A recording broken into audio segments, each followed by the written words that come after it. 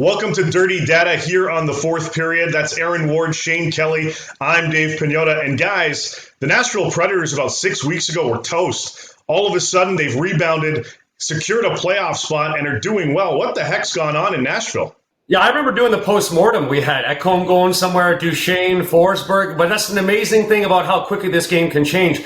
The key is they've won 13 of the last 16, and in that time they've done so much. You have to look back to the first 28 games of the season, giving up 3.4 goals against. They've really buttoned that up. In the 13 wins in over 16 games, they're down to 1.7 goals against. It's amazing. It's not looking at a stat sheet and saying it's this one guy that's directing the team. It's an entire team effort. And the biggest key to all of this, I mean, they've got 2 shutouts over the 13 wins. They've given up only 3 goals over 3 goals in 3 games of those 13 wins. But the key, before they started winning these games, they were 31st in the National Hockey League in penalty kill percentage. Right now, they're number 1. How that happens, I have no idea, because nothing on that roster has actually changed.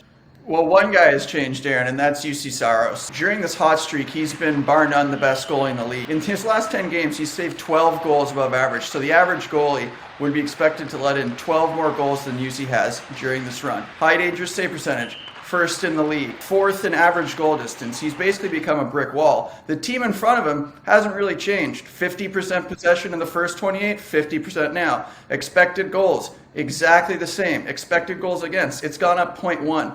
Nothing in front of him has changed. It's just a good team getting crazy hot goaltending. And just very quickly, Shane, with all the injuries and everything, is this sustainable? For a slightly above average team, I think, sure, they can sustain this as long as Saros is playing like he is. But the moment he regresses, if he does, this is just one of those teams that's fighting for 4th or 5th spot in that division.